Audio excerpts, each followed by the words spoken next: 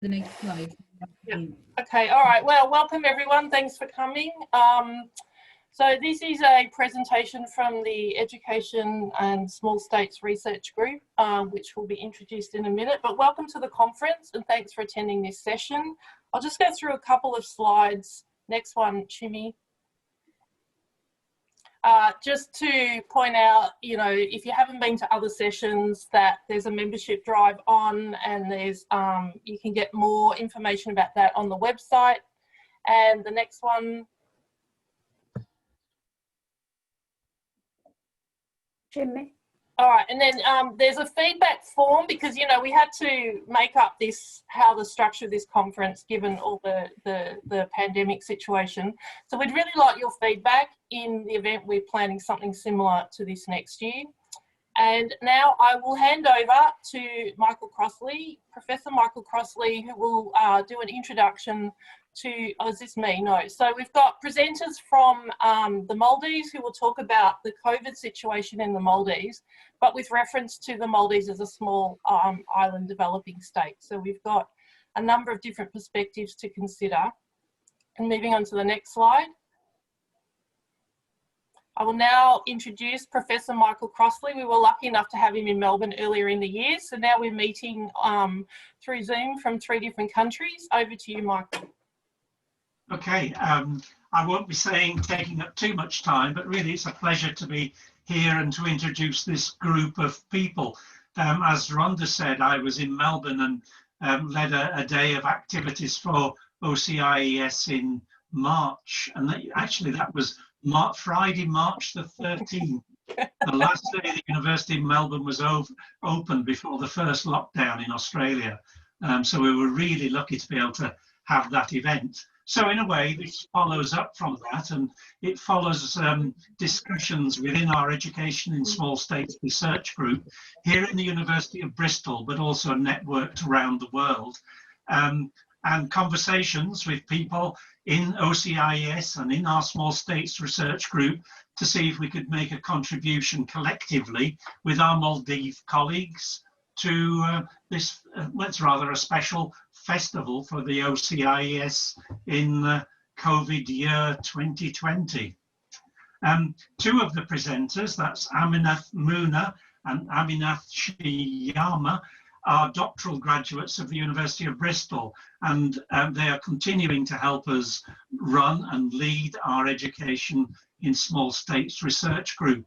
As I indicated, we have networks all over the world, particularly in the three main parts of the globe where small island developing states are located, and that is Oceania is one, the Indian Ocean is the other, and the Caribbean is the third of those big groupings, although there are small island developing states, as you will see in this presentation, elsewhere around the globe.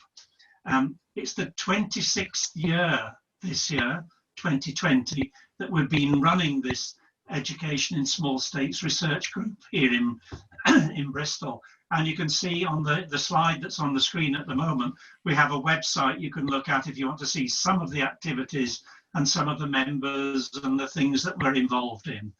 Dame Paulette Louise, who really founded the research group with me all those years ago, is probably one of our more distinguished members of the research group. Distinguished because she was the head of state, the Governor General of St. Lucia in the Caribbean, but head of state continuously for 21 years, which is a remarkable achievement.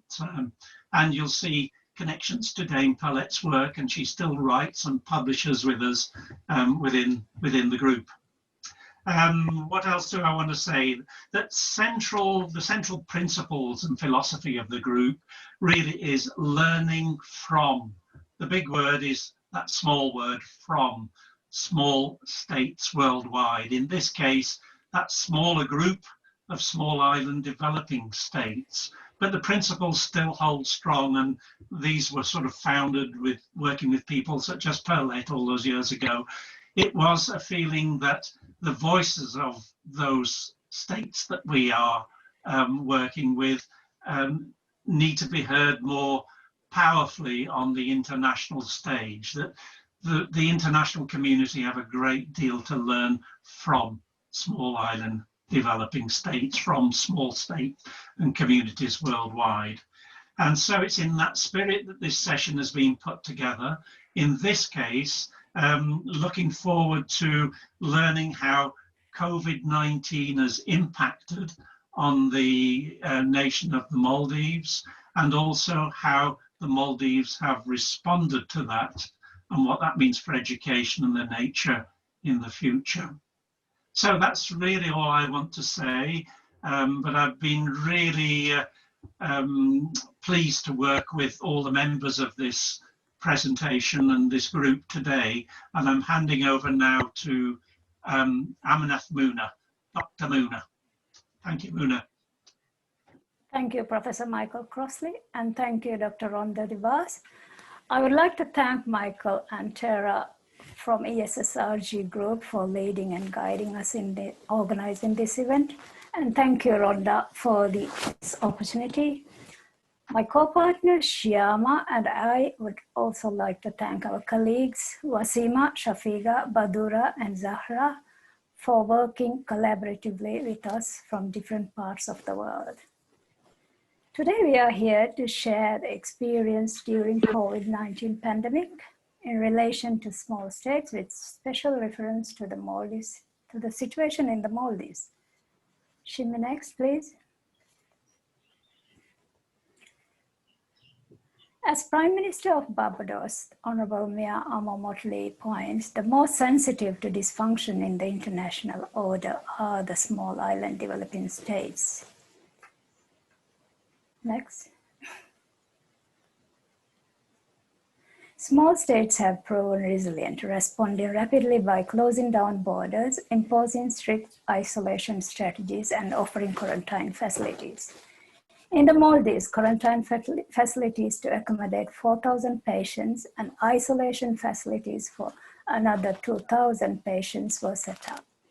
Another 100 ICU beds were also set up to handle severe cases.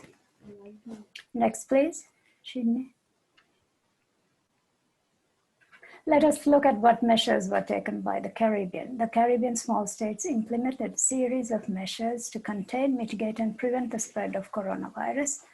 Rather than addressing the pandemic as individual Caribbean states, they pooled their resources together as a collaborative regional response. Next, please. Let's have a look at what we mean by small states. Due to their small population economic base, they have an increased vulnerability to economic and environmental shocks. Next. Particularly islands are among the most remote.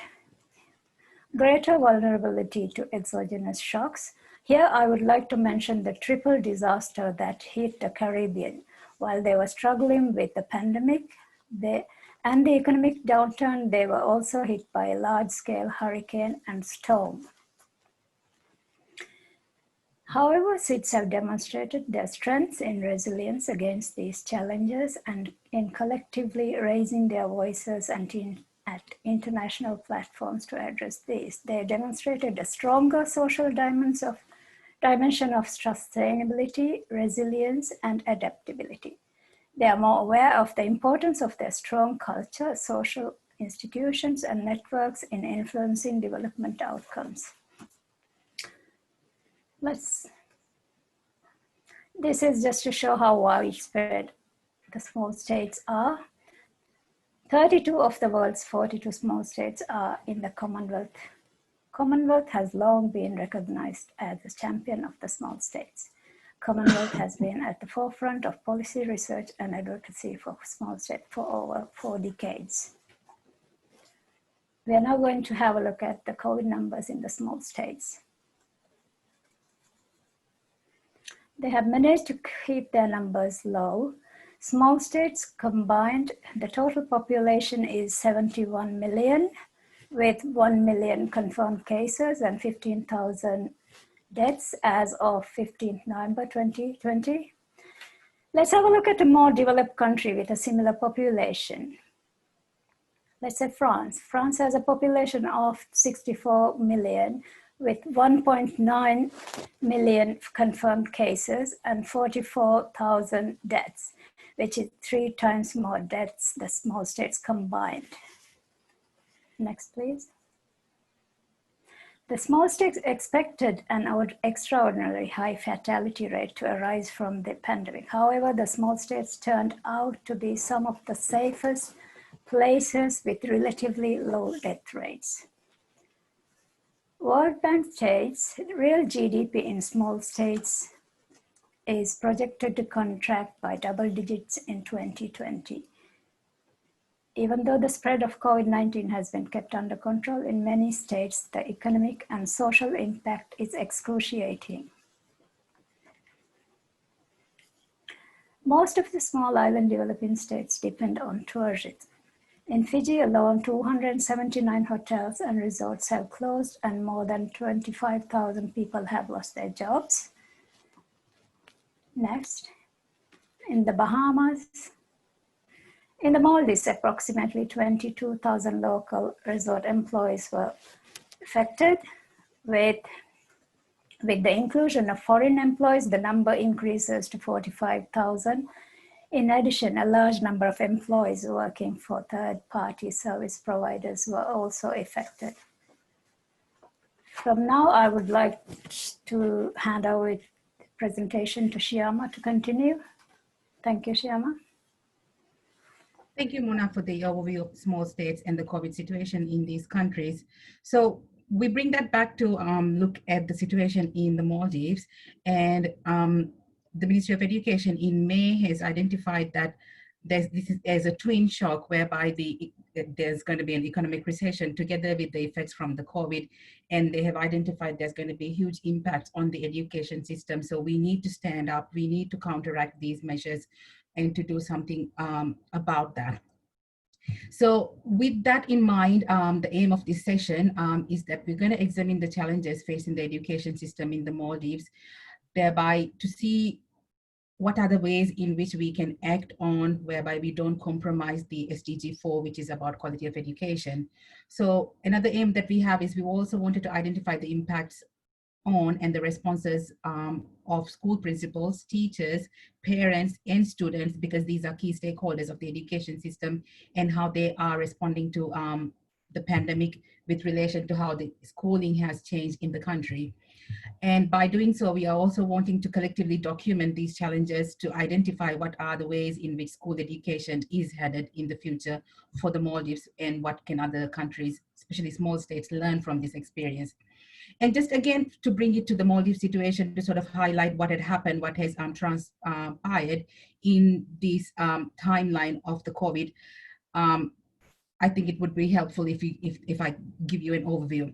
So we had the first public health emergency declared in 12th March, and we had the national shutdown around in 17th March. But prior to that and along that time, and there had been some discrepancies in the dates with regard to teleclasses when they were started. So I do want to acknowledge in here, but around the time we had the national shutdown, the Ministry of Education had identified that for secondary grades, they wanted to run teleclasses so that there is continuing in their learning, because at that time they hadn't declared that the O-levels and the A-levels would be postponed. But once they have decided to do that, they had the teleclasses stopped around in April, as you can see here in the middle of this timeline here. But prior to that, also with the funding from the UNICEF, the Ministry of Education had started training teachers so that their teachers would be trained to do online teaching. However, there was a gap from April when the teleclasses had stopped, whereby the teachers were being trained for online training. And in 15th June, formally for all grades across the nation, teleclasses started and Google Classroom started. So as you might be aware that there was a 3-month gap in which there was no schooling for any students in the country happening.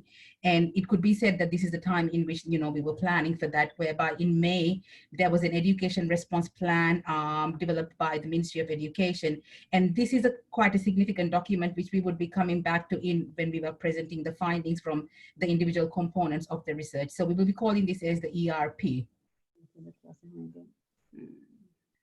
So in the ERP, they had identified that there is going to be a huge impact on the education system rising from the pandemic and how the schooling is changing. In particular, they had identified that there's going to be severe impacts on students, especially the special education SEN learners, or the students who are transferring from one grade level to the other or key stage to the other, and also huge impact on teachers. And as some of you might know, we have quite a large population of expatriate teachers who experience teaching in a different way. So there might be effects on them as well, including some magnification of any identifiable inequalities that already exist in the education system. So with all these in consideration, in today's session, we will be looking at how teachers, principals, and parents and students have experienced the changing in the education system with regard to the pandemic, in particular how they've experienced online learning in conjunction with these uncertainties of a pandemic looming in the background. So we'll be starting by the presentation from the findings from a study with principals, followed by that for teachers and students, and then parents. So I'll hand over to my colleague, Ms. Wasima Fikri, Dr. Wasima Fikri. She'll be presenting her study on experiences of principals with regards to lockdown and online schooling in the Maldives. Masi, over to you.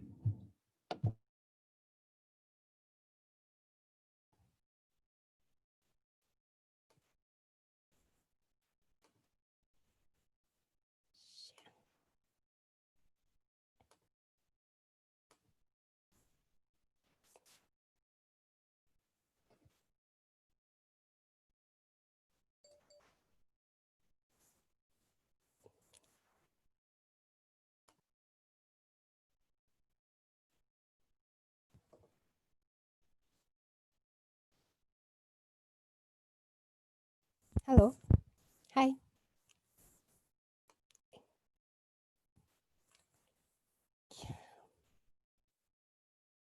Sorry, my presentation is my presentation shared now? Yes, your presentation is shared. Thank you. And thank you, Dr. Shyama and Dr. Mona, for the overview of COVID situation in the Maldives, particularly, also an overview of COVID in all over the world.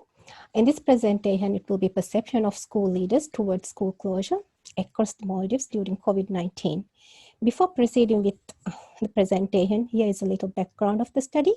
With the community spread of COVID-19 in Malé City on March 2020, the Maldives government declared state of public health emergency. And there was a lockdown in the capital city, Malé, where there were positive cases. And also with this announcement, all the schools across the country were closed. With this background, the purpose of the current study is to explore perception of principles across all the schools on the government decision to close school across the country during the lockdown in the capital Malé City. Also to explore the perception of principals in their all schools on the shift to online schooling. This is an overview of school leadership in the Maldives. It comprises 3 levels: principals, deputy principals, and lead teachers. The deputy principal and lead teacher's role depend on the school enrollment.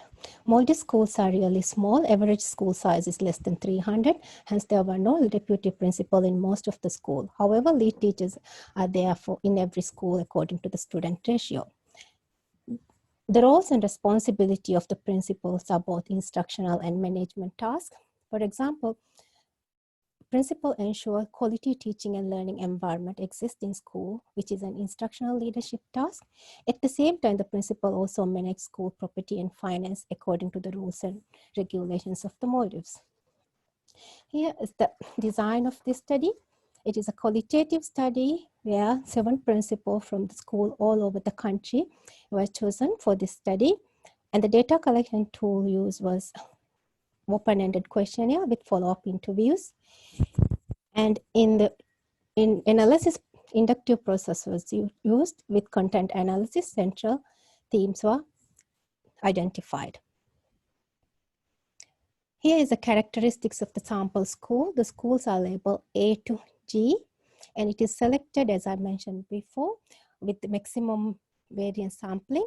Schools were chosen from North, Central, and South. Capital Malé was not included because Malé was on lockdown for the 3 months.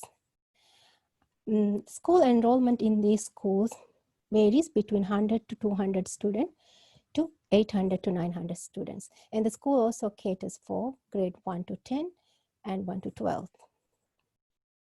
The number of teaching staffs in these schools varies between 20 to 60. Some facilities available in these schools, as you all can see that the schools A to G, school A and E are very different from the other school, where they have all the facilities available, just like school in Malé, where they have laboratory for science students, as well as computing room, library, and Wi-Fi connected in their school. However, school G do not have a proper library. Also, school B and school F, they use the same classroom for computing room as well as library. They don't have a proper library in their schools.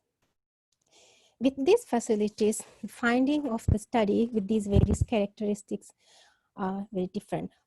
Key finding with regard to school closure was 3 main themes: safety of students, context, as well as curriculum and syllabus. Some participants are really concerned for their safety of their students, as they highlighted the importance of closing the school by stating they depend on Malé for resources and they need to be cautious.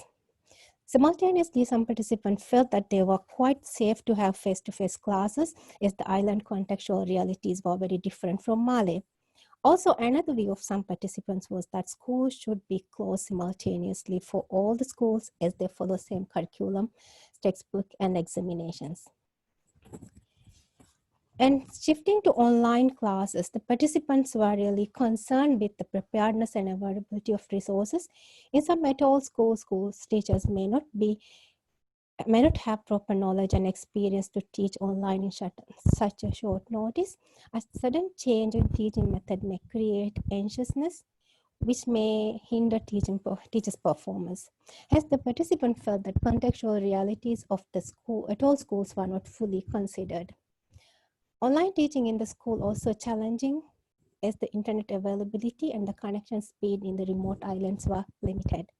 Further disparity in the system exists concerning resource availability in these islands.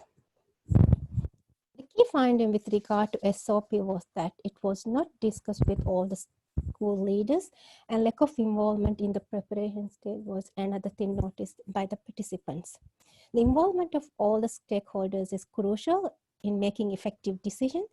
Lack of participation in preparation stage may give lack of understanding and ownership of it. At the same time, the contextual realities of the et al. School may not be incorporated in this.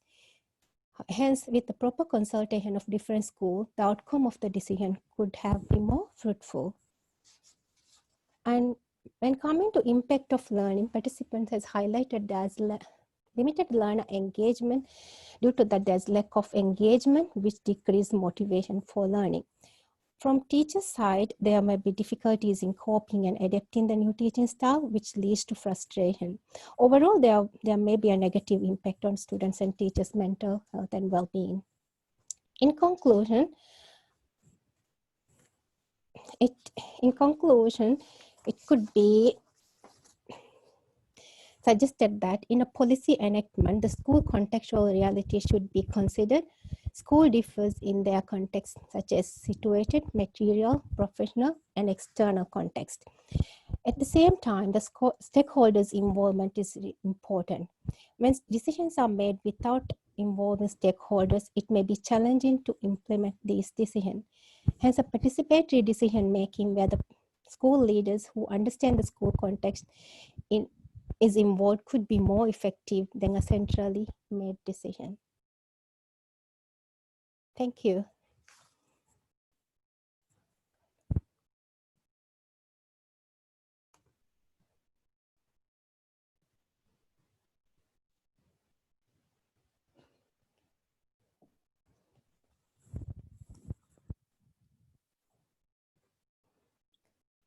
Vasi, if you could stop your screen, then we will move on to the teachers' findings from our teachers' study.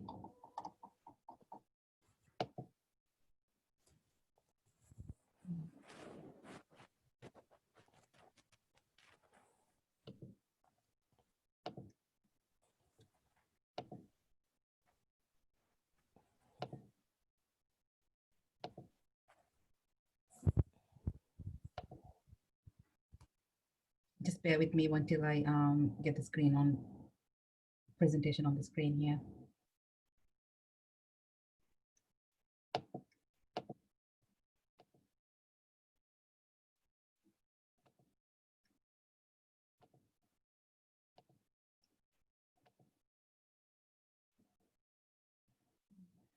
All right, now we move on to the sharing the findings from the study we did with teachers, trying to identify their perceptions of online teaching practices. And this study was done by myself, my colleague here, Shafika, and then Basima Fikri, who has just presented her study with principals. So for our study, the purpose of exploring that with teachers was we wanted to find out how prepared in terms of support and resources they were, and the response in terms of learning or teaching practices they were doing in terms of their practice, their belief, and their attitude towards online learning. And so collectively looking at their perceptions of their experiences. In particular, we focused on secondary teachers because they were the group of teachers who had more online learning experience or were required to do more online learning teaching experiences than the primary teachers. So we focused on the secondary teachers in this study. In particular, as I had said in the previous overview that I had provided, the ERP, the Education Response Plan, which was done by the Ministry of Education, we looked at that document to identify a conceptual framework for our study, because that is, I think, key in how we are going about with the learning in the country. So they've identified 3 dimensions that they wanted to focus on as interventions towards recovering from where we are with regard to the pandemic and the education system in general. So we focused on the support the teachers had, the resources they had, and how they were dealing with continuity of learning. And these 3 are concepts drawn from this document. So based on that, we developed our research design whereby we employed Google Forms and developed a quantitative cross-sectional survey after going through that particular ERP that I had previously mentioned. So we requested from the Ministry of Education permission to distribute our surveys to all the schools in the Maldives where they were teaching secondary grades, Key Stage 3, 4, and 5. So we had collected data during June to August of this year, and roughly 319 teachers participated in this survey. So when we look at the demographics of the participant who responded to this, as we can see that majority are female, which I think roughly corresponds to the how the teacher population are in the country. So most are female, and as you can see, most of them have a postgraduate qualification, often as a master's degree, and they roughly have about more than 10 years of teaching experience. So this is a rough representation of the teachers in the country, female, holding a master's degree qualification and with quite a large number of teaching experience in them.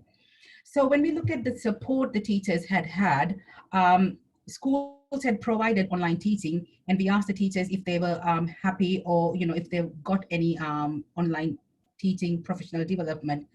And as you can see, most of the respondents did say that they had received, and they had that, but however, there's a large proportion of teachers who said they did not get that. So this kind of represents that there is some disparity between schools in how teachers were provided training for online learning. And what is interesting is also to see that quite a few participants decided not to respond to when we were asking whether these online teaching were mandatory or not.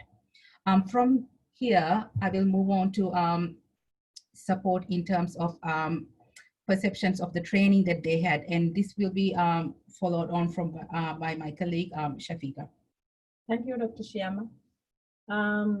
Talking about the support provided, as Shyama has pointed out, the training provided for the teachers, if you look at the graph, it denotes that the training provided, they were happy. The teachers were happy with the training provided and said that it was adequate and useful.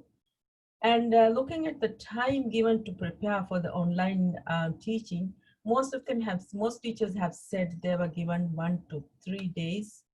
I'll repeat again, 1 to 3 days to prepare. So we don't know whether they managed to convert it or not. So this shows that there's disparity among the perception of the teachers as well on the amount of time that they were given for the preparation. And then going on to continuity of learning behavior, when you focus on behavior, practice and belief, the behavior of the teachers, most of the teachers have said that they were familiar with the tools that were used on the online teaching, especially Google and Zoom and things like that that are being used now. Most of the teachers self-learned or they knew how to use these tools. So continuity of learning again, continued like behavior, practice and belief. When we look at the practice, the teachers mostly assigned tasks for students, and these tasks were also assigned once or twice a week so that they can also gauge the students' learning and also the amount of teaching that has been taking place during the week. Again, continue with the behavior, practice and belief. We also look at the belief of the teachers on online teaching experiences. And most of the teachers, if you look at the graph of this graph, they enjoyed teaching online. They enjoyed it very much because they didn't know how to, some of the teachers didn't know how to use the online resources. And they also didn't know that there were so many resources out there that they can use and also use it beneficially for the teaching and learning process. Looking at the economic aspects and the financial aspects of the COVID-19 and the impacts on the teaching and learning, most of the teachers or all of the teachers talked about the accessibility and the availability of the internet. Although they had access to the internet, some of them, the internet was not available because of the speed of the internet was slow, or they didn't have the resources in order to buy the data. So these were one of the concerns, or most teachers had concerns about using data and online teaching, conducting online teaching. And looking at the devices that they have used, most of the teachers, if you look at the pie, most of the teachers have used their own devices for online teaching purposes. Again, looking at the perspectives of online teaching, most teachers would prefer to continue online teaching, as some of the reasons were because they know how to use the resources that are out there that could enhance their teaching and learning, and they also was in favor of blended learning. So looking at my last slide on emerging practices and recommendations, we discussed this a lot and then came up with there was an innovation conference, and in this conference they also highlighted a lot of innovations, like when the internet was not accessible, they also went on for community TVs, and so that they didn't have to, people didn't have to spend, or teachers didn't have to spend on their GB, and the classrooms were brought to their households. And then looking at the familiarization of ICT, the Quran teachers and the debate teachers, at first they were not very familiar with using the online teaching, and they were not also familiar with using online teaching and the tools. But then in the end, they also learned because they were forced to do it because the children were not coming to the schools. So they have to learn and get themselves familiarized with the tools in order to teach. With Google certification, this was Ministry of Education. The Minister of Education have said that 40% of the teachers are Google certified now. So that shows that even though some of them have not responded to if the training was mandatory or not, most of the teachers have done the Google certificate training. And as I have mentioned and Shyama has mentioned before, blended learning practices, I think, would be very, very beneficial for a country like ours, a small island developing state like ours, because we have the right ingredients, like the teachers have a positive attitude towards using these blended learning tools. And also this, as I mentioned before, is an added value for small island developing states like ours. Thank you very much. All right, so that's a presentation from our study with teachers. And next we have the study to present findings from the study with students done by our colleagues, Badura and Zahra. So I'll hand it over to them.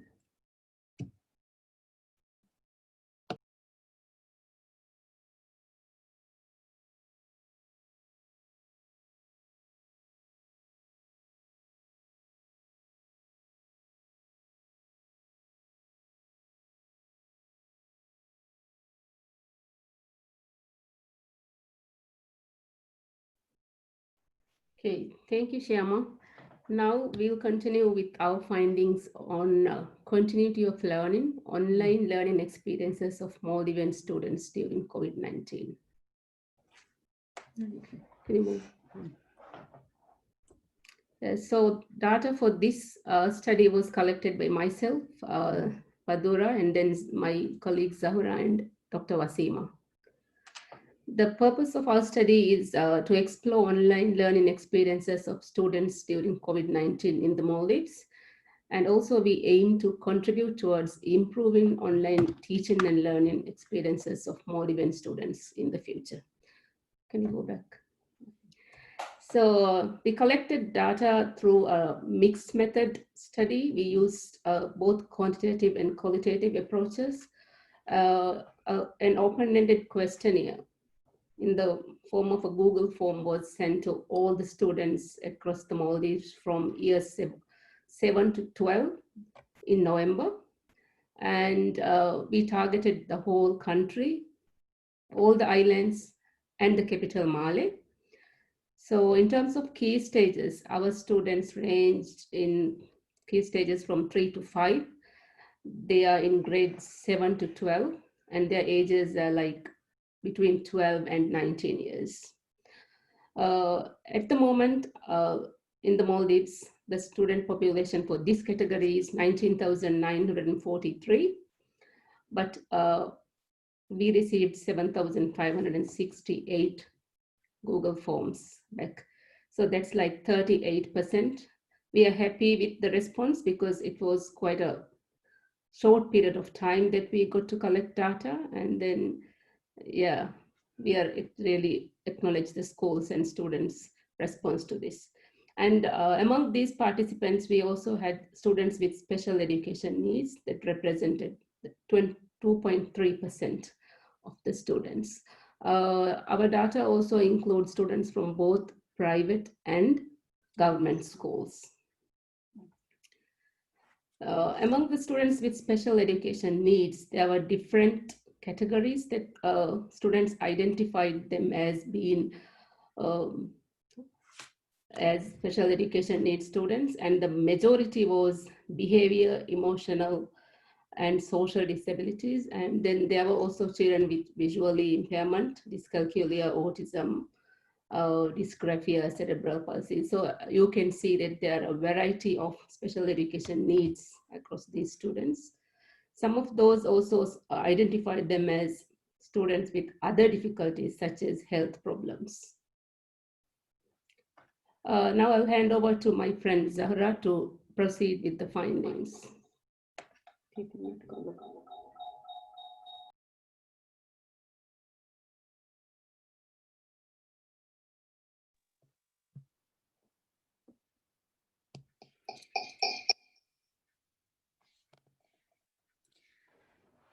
Assalamu alaikum, everyone.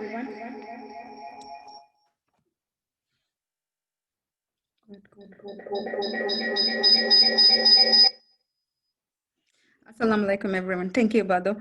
Yeah, we'd like to begin our findings by sharing the feelings of our students from grade 7 to 10. They all had mixed emotions, not one single emotion, of course. And as you can see from this picture, the most prominent, the most common feeling was confusion, as we can understand that. And then, interestingly, there were students who were happy that at least classes went on, continued, and there were also quite a few students who were relieved because they felt that they would prefer to study online so that they wouldn't be able to face people. So which shows that our students are both introverts and extroverts. It's something that we need to consider when we continue learning even after COVID. And another finding that is interesting is that as we can see from this, I think, it shows that around 86% of our students had access to internet through Wi-Fi or 3G. And students had devices, 93%, around 93% of students had devices. What is interesting is that even though this 93% of students had their devices, from them, about less than that, quite a few students didn't have access to internet. As a result, they were not able to participate in online learning. When we look at the online learning participation, as you can see here, around 89% students said that they were able to learn online, participate in online learning, but there are unfortunately around 11% of students who were not able to do that. We were also interested to see whether they were able to, how easy it was for them to use their devices, and it's very good to note that majority of the students found it easy to use their devices. They were familiar with it. Moving on to our other platforms that were used, as Ministry of Education indicated in their report, that they were planning to have online classes through Google Classrooms and teleclass. Even from our study, we found that these platforms were used for online purposes. Something that we would like to make a note of is that both synchronous and asynchronous lessons were conducted. But as you can see from this, Google Meet and Zoom, which helps in synchronous classes, were in comparison less. It is like about less than 40% of the students were able to meet their friends and their teacher online during that pandemic while they were studying online. But then there were other platforms used as well, like learning management systems, and there were interesting applications that the teachers used during that time, such as Kahoot and Quizlet and things like that. When we look at the kind of tasks students did during their online classes, it was a majority of the students said that they had to just listen to the teacher's explanations and instructions, which was about 22% of the students said that. And they might have been involved in other activities, but this was the most prominent one. And there were tasks assigned, which they might have done in the class itself or assigned to be done later on. But then they also shows that they participated by watching videos and listening to audios, and they did have class discussions. But this shows that most of the time students were quite passive in nature during the online classes, which is something we need to be address in the future. When we look at the tasks that were assigned, how they did the task or what kind of tasks they did, majority of the students said that they had to use internet to find information for that purpose. And as you can see, that's the majority. And then second is like 24% of the students said they did still do the work in their textbook pages, even though the classes were conducted online. So rather than using their tablet and working on that, they were using textbooks. But there were also project works assigned and group works done and online games as well that we need to acknowledge.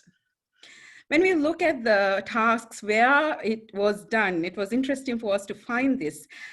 We found that, as you can see in the circle, that there were the majority of the students did both work in their book as well as on their devices. But again, the most important thing that we need to make a note of is that like 27% of the students said they did only the work in their books, not their devices. When we move to the support that they got during online tasks, it's very, very interesting to know that, of course, they got, majority of them said that they got help from their teachers, like 50% of them around. And then they also got equal support from their friends as well as their parents, roughly equal. That is very interesting that parents, in spite of their first time doing this, they did support their children during that time, and their friends also helped them. And and tuition teachers also, some mentioned that it continued in spite of that, the pandemic. And our take-home message, this is my last one slide, and our take-home message from these findings include, we believe that it is important to offer both blended and online learning, or in-person and online learning, because students mentioned that there were students who preferred learning online because they didn't want to face people. So we need to consider both introverts and extroverts. Second one is to make sure that equal and affordable internet internet access is given to all the students, whether they are located in the urban or the rural area.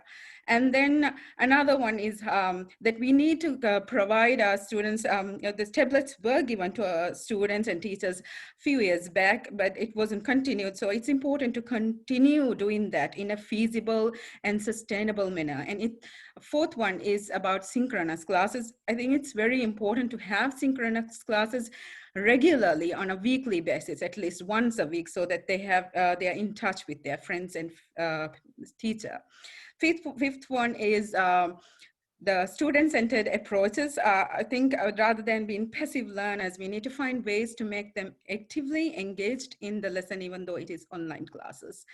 And sixth is use of digital technologies more effectively in a way that students use that for learning rather than teachers using it, or in addition to teachers using it for teaching, so that we can encourage learner autonomy and we can cater for learning styles and even help our SEND students as well. So finally, to continue to use, to get peers to help them as well, because it's a difficult time for everyone. Thank you so much.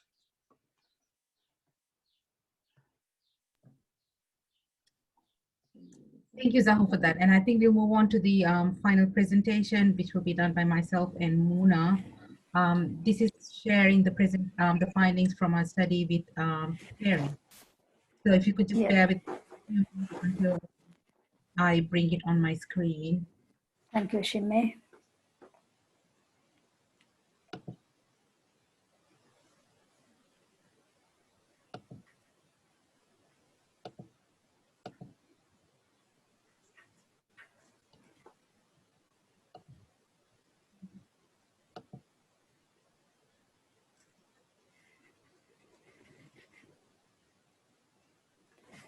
Now we are going to present the research we carried. We would like to share parents' perspective on the challenges to schooling due to COVID-19. COVID-19 presented a severe shock for the Maldives too. Following the first case of COVID-19 in early March, the government of Maldives declared its first ever state public health emergency on 12 March 2022. The Maldives closed its borders and implemented extreme measures, including closing down of 350 schools across its 2,100 islands, disrupting schooling for more than 91,000 students. When the country went into lockdown, we all faced unique challenges, especially for parents.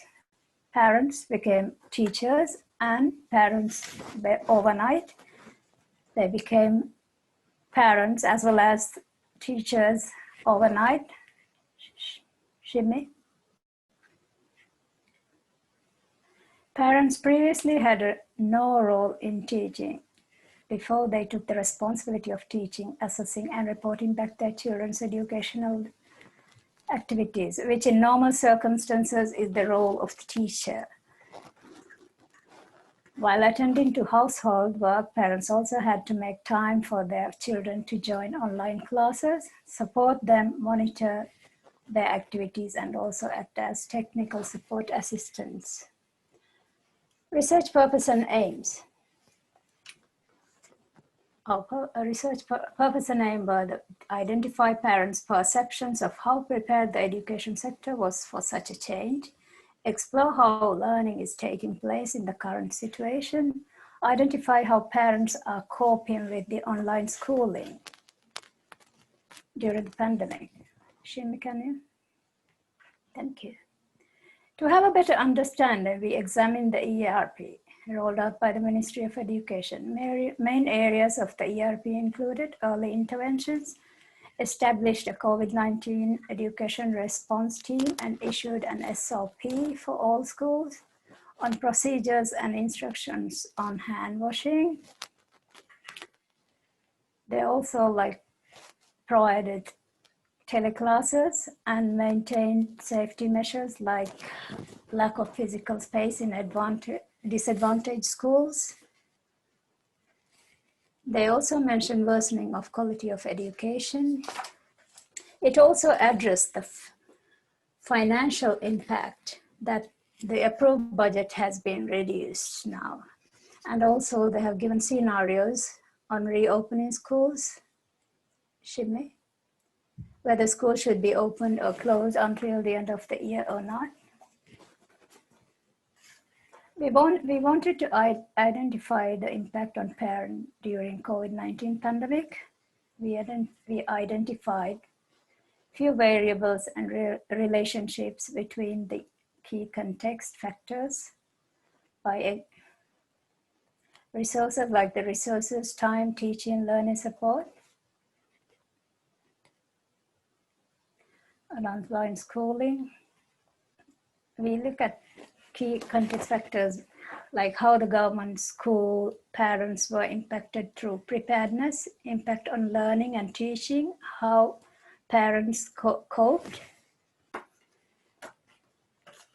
Next slide, please. We wanted to examine the impact on parents due to COVID-19, and given the current situation, we decided to do a qualitative cross-sectional survey. The situation, it was extremely convenient, unintrusive, and economical to do a survey. We used Google Forms to reach across nationwide. All the parents of grade 1 to 7 joined the survey. It was quite easy to disseminate our survey because almost everyone in the country used a mobile phone. The schools now have social media groups to communicate at almost all levels of school. Data was collected during November 2020. We got around 2,905 responses from a population of 49,373 students across the country. Out of the respondents, 79.3% were Key Stage 1 and 2 parents, and 28.4% from Key Stage 3.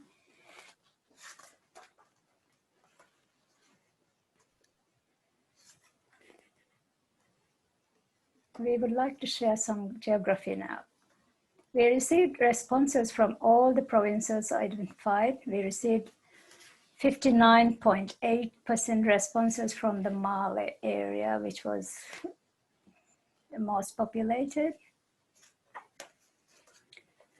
Let's go on to the demographics. We found that 89.7% of the parents were living together. We also asked parents how many children they had, and we found, Shimei,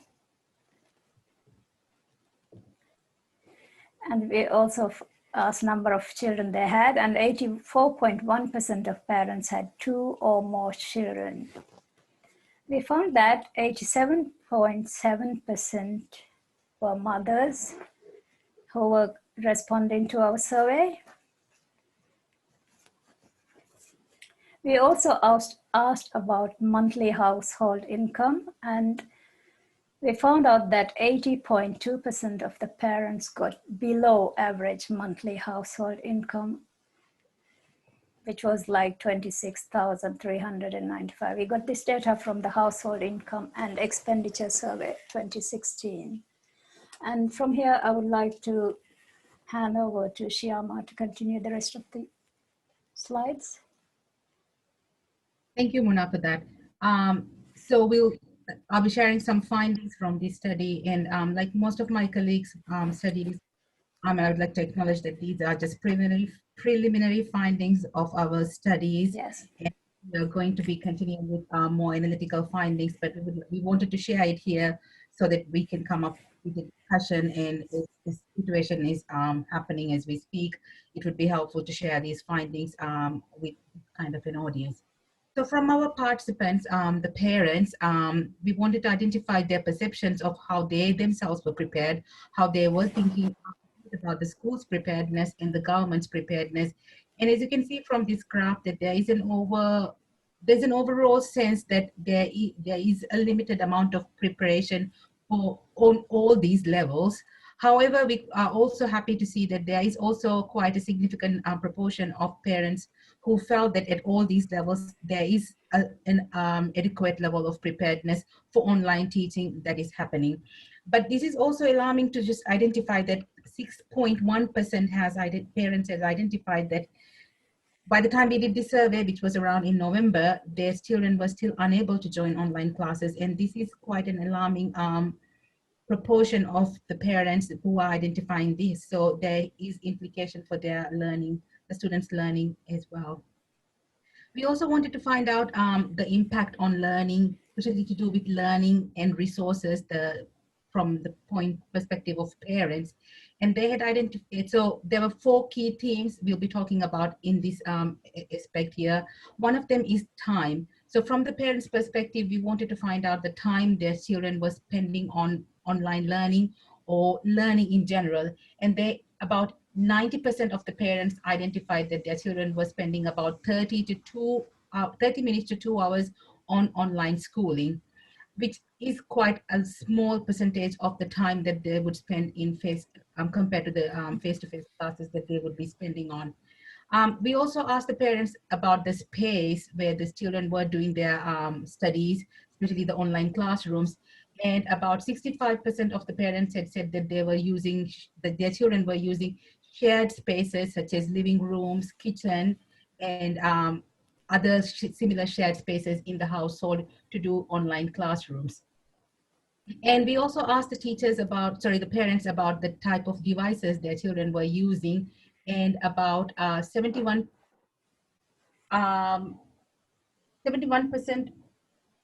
sorry, I'm just trying to find out the numbers in here, but a majority of the parents were saying that the children were using the tablets that was provided to their students by the government about 2 years ago. So it was not their own devices that the students were using, but these devices that were provided by the ministry to the students that they were using.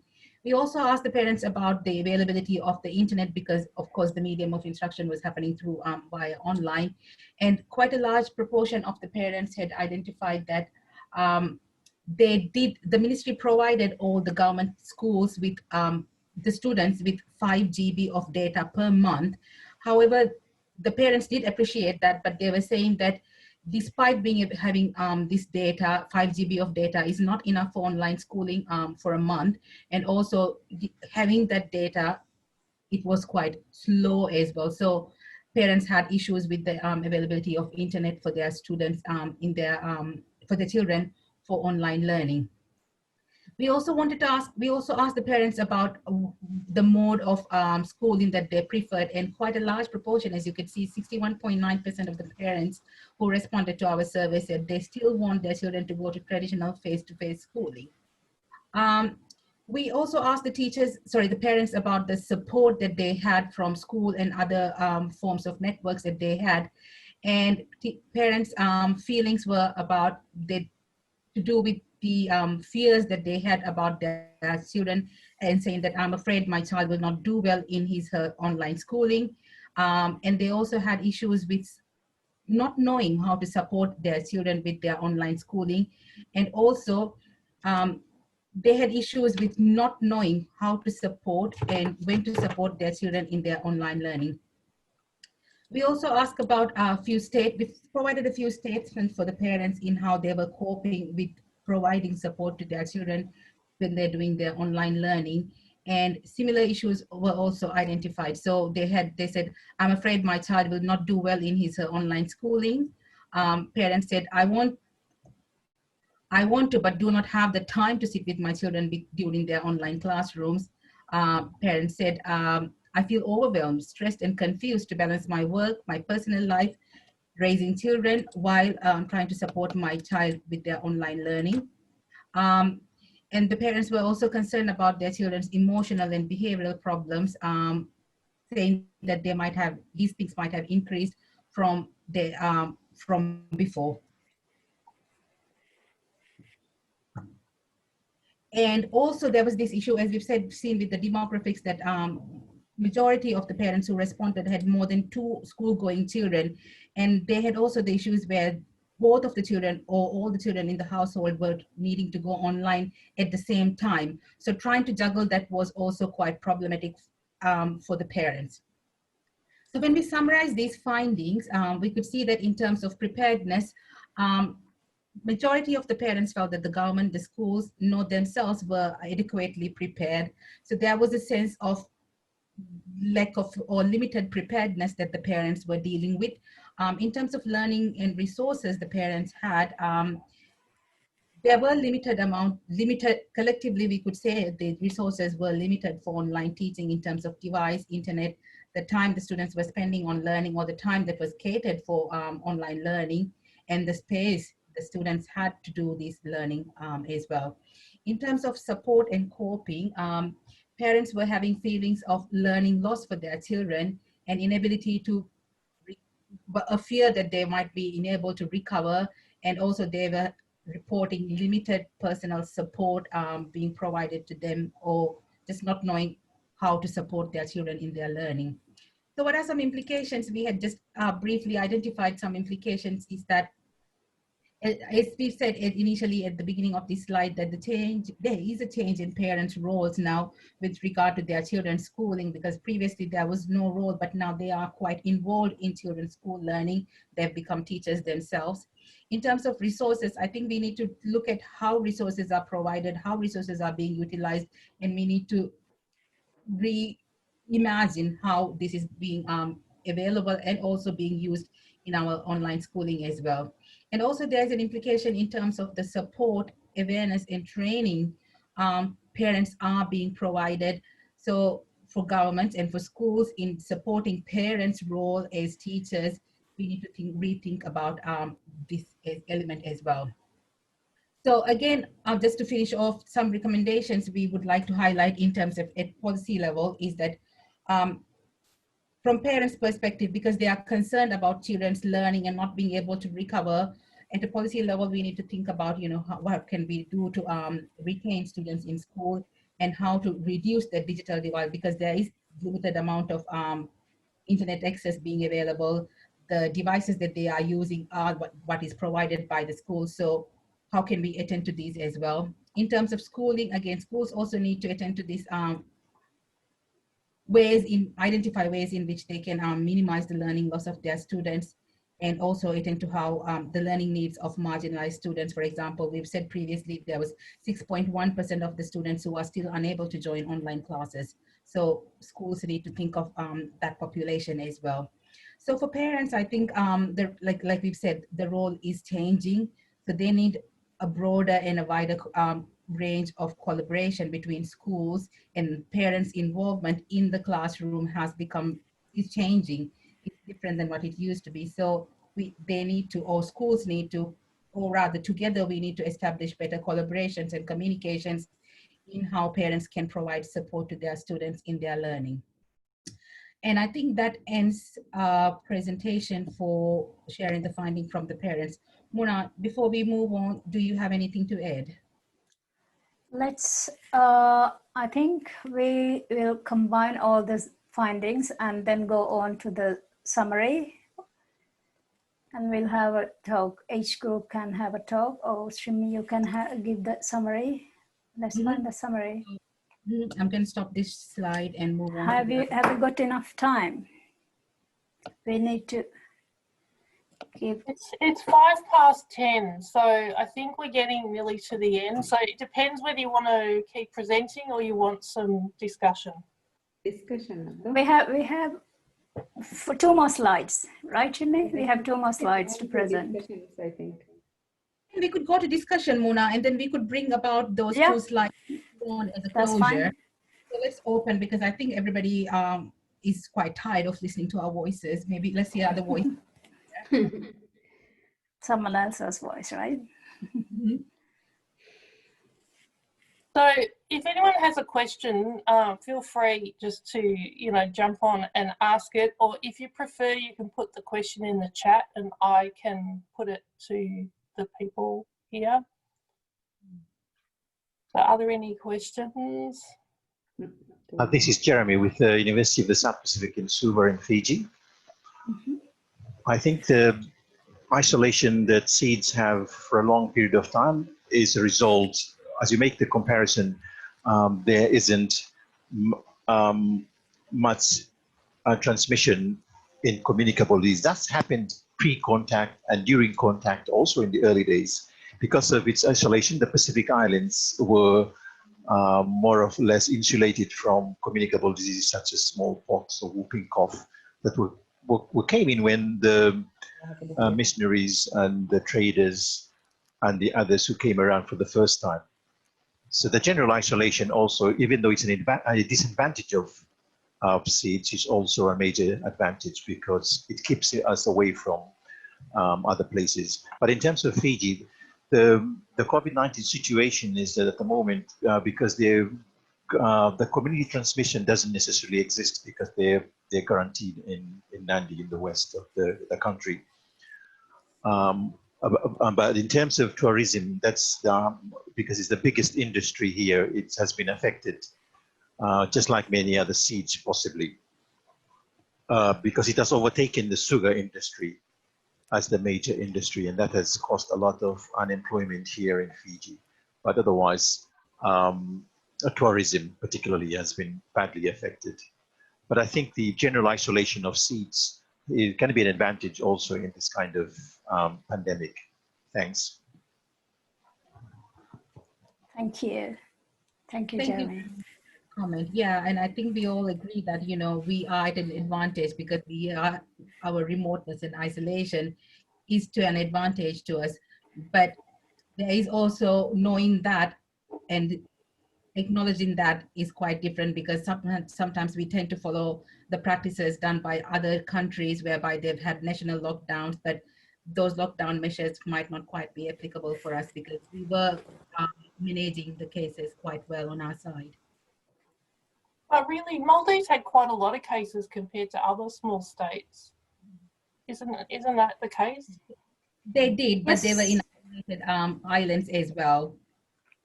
Yes, we had a lot of cases in Mali, especially with the foreign workers, I think, among the foreign workers, but it stopped at Mali, so it didn't spread like everywhere, not into the islands away from Mali, because the Mali is quite congested. And that went to the government decision to make it you couldn't leave Mali and travel to the islands, which was really smart. But it also meant in the schooling system, weren't there different levels of school shutdown? I understood the island schools went back quicker to face-to-face than Mali schools. Do you want to talk about the timing of that? Wasima, can you say something about that? Thank you for that. Yes, my island school went to opening face-to-face classes much earlier than Mali. But however, during the full lockdown period, 3 months, all the island schools were closed. There was no face-to-face classes. That's one aspect my study was exploring, the view how they're being adjusting to that online classes, and what are the perspective about the context of the school and the availability of resources. And now still now the schools are closed, but prior to that, Mali also schools are open and they are running on like online as well as face-to-face classes. So there's two questions. Did you talk about the budget implications for the ministry? Yes. There's a reduced budget. We just didn't want to mention the amount. Yes, the budget was reduced from $8.5 million to something like 3 point something. Oh. We just didn't want to mention the numbers. Yeah. But at the same time, I would also like to highlight, like, for example, the ERP we've been talking about, that was possible by funding from UNICEF. And right now, even the ministry is doing a countrywide survey with funding from UNICEF as well to sort of identify better how we all are coping in terms of education as well. So yeah, there is external support heavily being received as well. Right, Adiola? Okay, hi. Just a really great presentation, and a really just emphasises the importance of speaking to all three stakeholder groups. And so that leads into my question. Because there was such a discrepancy based on your sample in terms of you had the majority of teachers really favouring this mode of instruction, and then you had quite a number of students and parents in your sample who raised quite a lot of concerns around it.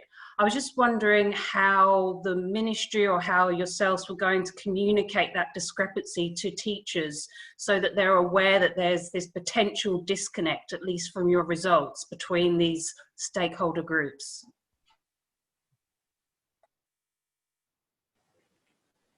Thank you. I think that's quite a good observation. And we have a summarized version in sort of trying to consolidate the findings, which I think we'll be presenting at the end, whereby we have some recommendations for the education system in the Maldives. I'll just ask you to hold on to that question. Yes, Shimi, why don't we share that, right? Or maybe it might be an apt moment to do that. So let me just quickly share the screen and I'll get to that, because we're running out of time, right, Rhonda? Yeah, there's another session at 10:30 that some people might want to go to. Okay, so in terms of 4 key messages, I think, or 4 directions we're thinking with they together that we see in terms of the future of education in the Maldives is one of the key important thing is that, you know, we make contextualized policies and provide some autonomy at school level in making decisions, not making blanket statements for all the schools in the country, because as Ms. Wasima, Dr. Wasima has pointed out, the realities of the schools, even though we sort of see it as a homogeneous country, the realities are quite different. So schools need to be able to have some autonomy in making certain decisions that impact their schools. So that is quite important thing to see. And also another important thing that we had identified is that we need to identify and provide ways in which there's flexible learning modes and student-oriented approaches in learning, whether it be face-to-face, whether it be online, but more in terms of thinking in terms of students, as in the presentation, Ms. Zara has pointed out, because students have identified that their peer support was quite important element for them to be able to see their parents, talk to their friends. That student nature, student focus is quite important. And also we see in the future that there is an element, strong element of blended learning pedagogies that teachers need to be aware of, that teachers need professional learning support in, because that's the way we are going, and there is some amount of sustainability in this particular pedagogical approach. Also, as we've seen, that we need to reimagine the role of parents in the school education so that there is a more collaborative and harmonized effort in terms of school education. So the parents' role is quite significant, teachers' role, and collectively there is a harmonized input into the education system. So some messages we have for, sorry, there's one slide missing. For the future of education in SIDS collectively, as we've said, so there's a significance of education in supporting the economic development. As we've said, even prior to COVID and everything, we know that education plays a quite important, significant role in the economic development of countries. But now with this economic recession that we are seeing, that we know that we believe that we understand that the role of education becomes more prominent in the economic recovery of other countries, especially for us SIDS.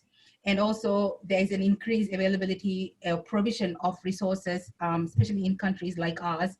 And also we need to address ways in which the social and the economic disparities and inequalities can be addressed in the society through education. So our work in order to achieving SDG 4 quality education, we need to recalibrate from what it was the pre-COVID world and the post-COVID world. So we need to collectively think of how we can achieve that, how we can work towards SDG 4. And also while addressing any foreseeable increase in dropout from schooling, because students tend to be demotivated with all these changes that's happening. And I think I'll stop there. For any more questions? Do you want to turn off the screen share just so we can see everyone on the screen? And Kate Sparks, do you want to talk to your question or? Hello. So the reason I asked the question in the chat is because it's a little bit noisy where I am. But thank you very much for some great presentations. I'm really interested in the long-term plans to continue with blended learning or online learning, because a lot of the systems that we set up here in New Zealand at the start were intended to be a short-term response to a short-term problem of COVID-19. But given some of the, the lessons that we can learn from online learning and your takeaway message to continue blended learning, I was wondering if you have a view about how that will work in the long term, and whether or not the government and schools have plans to continue with blended or online learning long term rather than short term. I think at the moment the decision hasn't been made yet, but the talk is that there's a plan A and a plan B. So plan B is where blended learning is happening as it is happening right now, whereby students go to school 2 days physically and 3 days of the week is online classrooms. And the overall consensus is that students and teachers are happy with that mode of instruction, as we've seen, but for parents and the collective society, the community, is that they do want traditional face-to-face schooling. And Maldives being quite a conservative culture, I think the ministry do want to take that into consideration, that traditional face-to-face schooling can be provided. So up at the moment, because we are in the term break and there is conversation as to that is going on, whereby we don't know whether we can do plan A or plan B yet, but both options are being explored. Thank you very much. It sort of goes to whether, this is a strategy for COVID times or whether this is a possibility for, changes that could be made long-term into the future. I mean, the country's long been trying to deal with quality of education. So, a lot of these issues are not new. And even the tablet program, when they, rolled out the tablet program 2 years ago, or 3 years ago, whenever it was, the ministry were up, like, how do we get schools to use these tablets? So now you're in the perfect situation where you have to rely on these tablets and they're still not being relied on. So it's a sort of an ongoing struggle, I guess. Are there any final comments, or will we wind up now? Michael? Michael, do you have anything to say? I guess that they are sort of wind-up type comments, but people might have other things to say after this. It's just that listening to all the presentations, we often talk, people tease me for saying context matters, and I'm often saying how the situation in small states or small island developing states is very different to that elsewhere in the global world. And that we need to take those contextual differences into account more. But today's presentation really has been saying how context matters even within and across a small state such as Maldives. Context was coming up all the time. The difference between Malé and the atolls in terms of the response to COVID and so on. So I'm just sort of flagging in a broader theoretical, broad brush picture at the end here, how those contextualizations seem to be so important and important in dealing with these issues relating to COVID. I think a second, just quick opportunity, if Jeremy is still there, to say hello. Hello there, Michael. Hello there, Jeremy. I have an adjunct professorship at USP, and it's just nice to be able to be involved in sharing experience across the different groups of small island developing states, and Pacific and Maldives in this particular instance, and through good friends at both ends. And I guess that's all, but maybe I've got a couple of questions. What are the big lessons, takeaway lessons for other small island developing states or small states from today? And secondly, to think about what are the perhaps takeaway points for the international community to learn from the experience of small island developing states. And since I was also involved in sort of pulling this together with all those friendly faces I can see on the screen there, I think you've all done such a great job, and especially coordinating so many people so well. So I don't want to be the last voice, but those are the things I wanted to say. So back to Rhonda maybe, and to everyone else. Don't leave me as the last voice. Any other comments? I'm sort of interested in whether what the findings from the students and I guess to some extent the teachers represent what was already happening pre-COVID, and that it's either exacerbated by the learning at home, or whether there are some particular differences because of that. Just some of the things I think, relying on textbooks, nothing new there, not using the devices, nothing new there. It's just interesting, but I also think COVID was an opportunity to sort of disrupt that reliance on the textbooks. But, I guess there's lots of layers as to why teachers will or won't do that. One is the thinking, conceiving learning in a different way, but also how you manage that technically through all the different tools that they suddenly had to learn to use very quickly.